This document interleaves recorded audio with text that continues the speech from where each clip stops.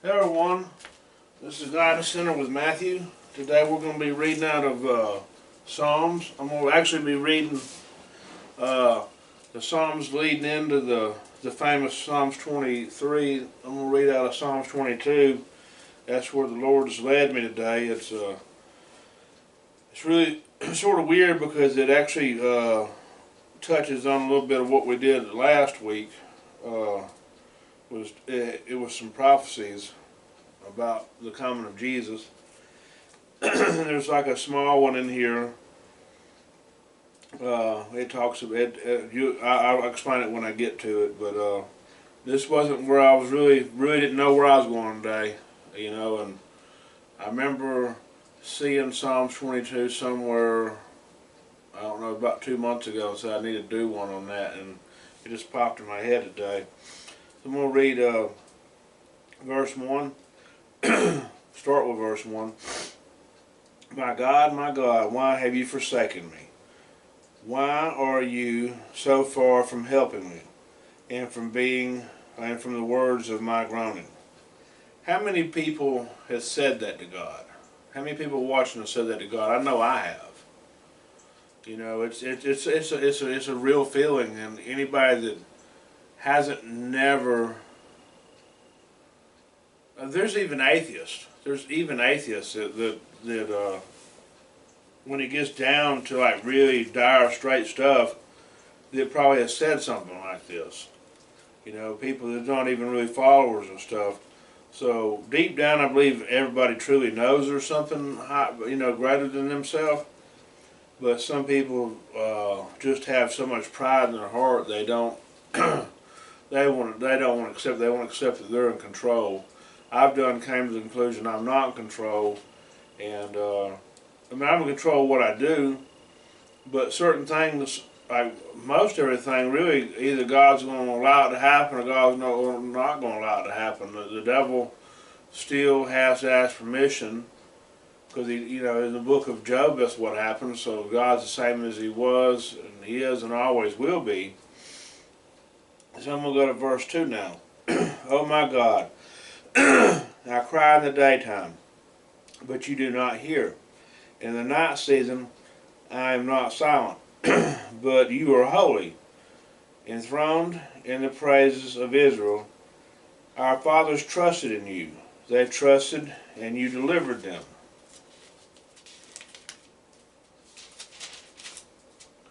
They cried to you and were delivered. They trusted you, and were not ashamed. So we have to trust in God and just not be ashamed. Not be ashamed of like our belief in Him. There's people that'll call us crazy. I mean, I heard somebody the other day. One guy was saying Jesus take the wheel. Another guy's like, well, Jesus don't know how to drive a car. Blah, blah. Just being clearly he's an atheist, and he just said some other stuff that just didn't sit right with me. I left it alone. I didn't get into that argument. But some people just never will believe in God. They want to rely on themselves, and I know when I rely on myself, then 100%, then I fail. I have epic failures. I have had epic failures, and it's just I know me. I have to stay in communication with God, and I have to trust God that He's working everything out for me by me staying in communication with Him.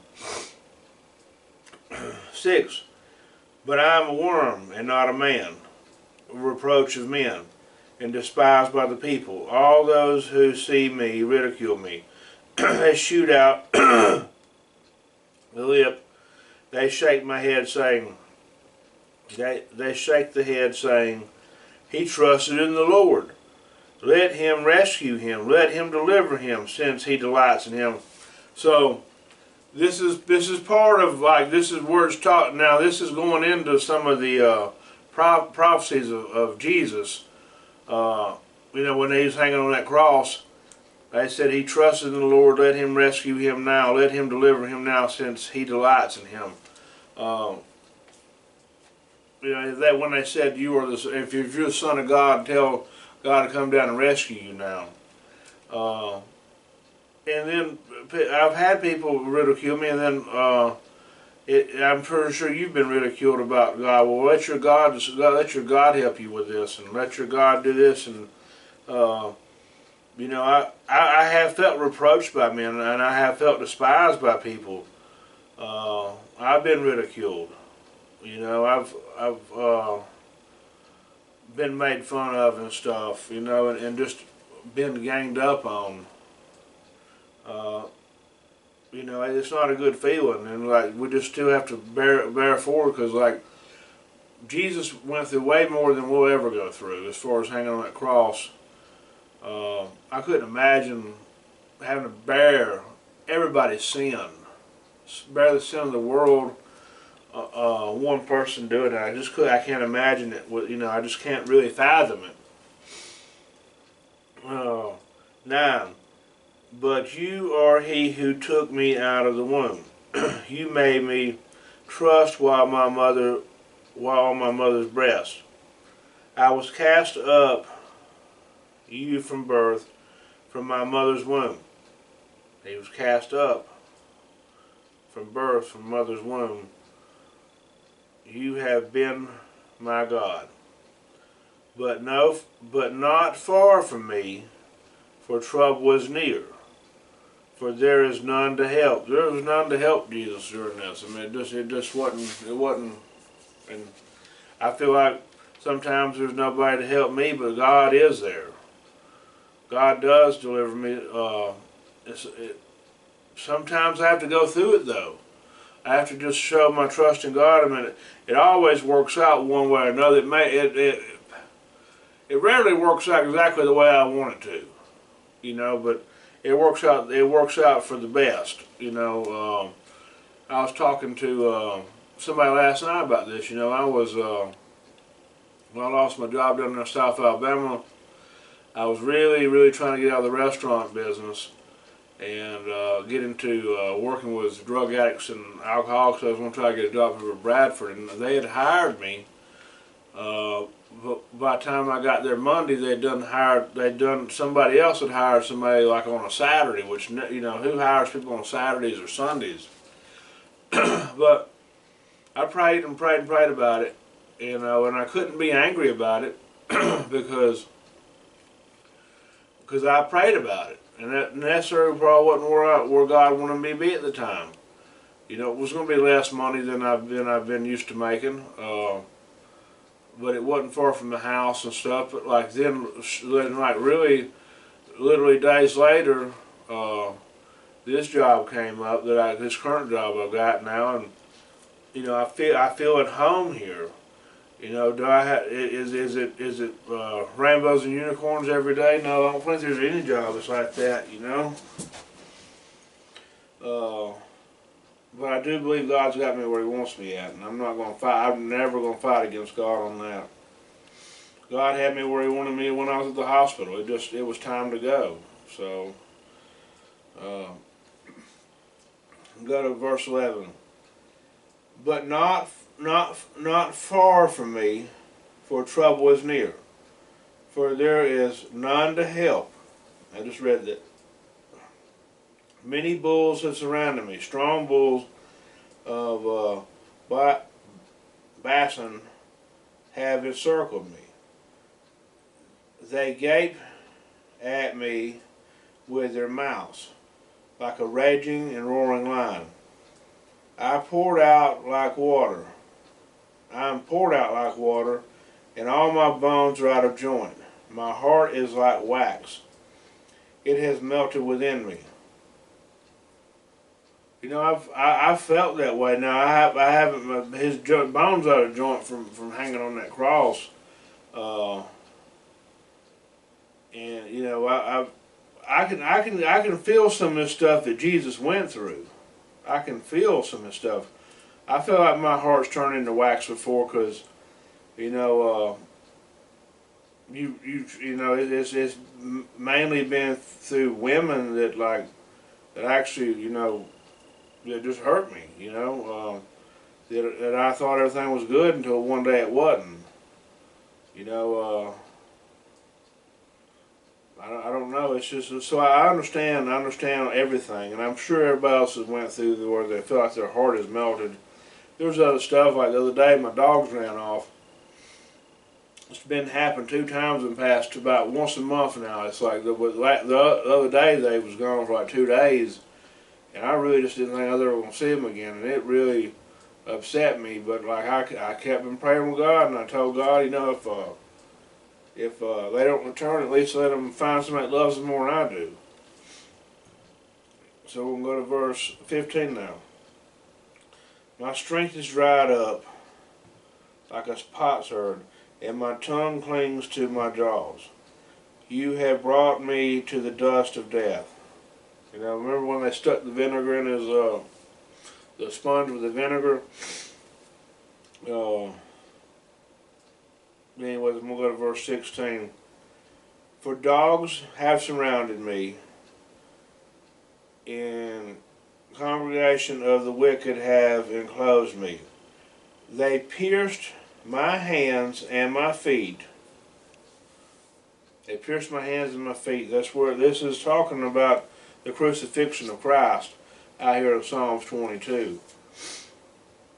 I can count all my bones. They look and stare at me. They divide my garments among them, and for my clothes they cast lots. That's what happened. This is talking about Jesus here. But you, O Lord, do not be far from me. O my strength, hasten to help me. Deliver me from the sword, my precious life from the power of the dog. Save me from the lion's mouth and from the horns of the wild oxen. I will declare your name to my brethren. In the midst of the assembly I will praise you. You who fear the Lord, praise him, and all descendants of Jacob glorify him, and fear him, all your offspring of Israel. For he has not despised nor abhorred the affliction of the afflicted, nor has he hidden his face from him. But when he cried to him, he heard. He hears us. You know, when we cry to him, he hears us, but like, we can't really demand stuff. You know, we're not owed anything. I mean, he saved our soul from hell by sending his son down here to hang on that cross. It's talking about all that right here. You know, you know, they laid it out right here that what was going to happen. And I really thank God every day that he did that for me, because I would not be able to do this on my own. I'm not able to do this on my own. And people that believe they are, they're mistaken.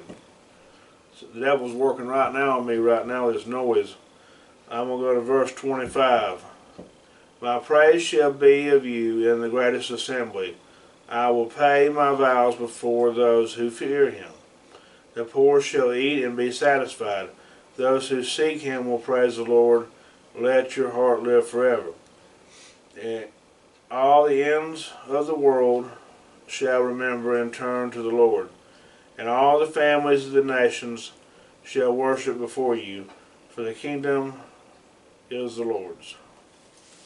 So the kingdom, I don't want to be part of God's kingdom. I don't want to be part of Satan's kingdom.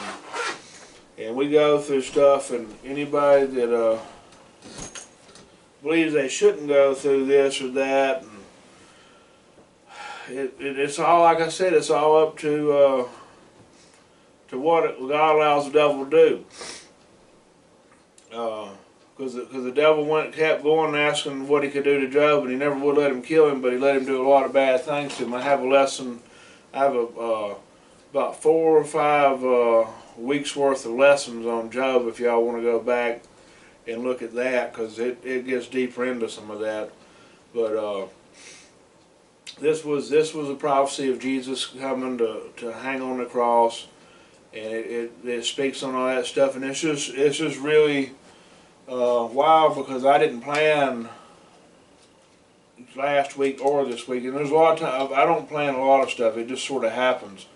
I don't write out sermons. I don't really. I let God guide me, and it's working so far. I always pray before I get up here, and it works out. I really a lot of times I'm scared to get up here because I don't know if it's going to work out or if I can speak. But I feel like I do a decent job. I do better than a lot, you know. And at least what I'm doing is not trying to convince people into doing things the Bible doesn't say, and I'm not telling people that things are okay to do. I try to go by what this Word says, and I do the best I can with God's guidance. And I appreciate everybody that tunes in every Sunday. And you know, if you're going through something, just stay in prayer, and just remember that Jesus hung on that cross for you, for me, for the world. And He's just asking to have a relationship with us. That's all He's asking. So if you have not been baptized, then let's get you in some water.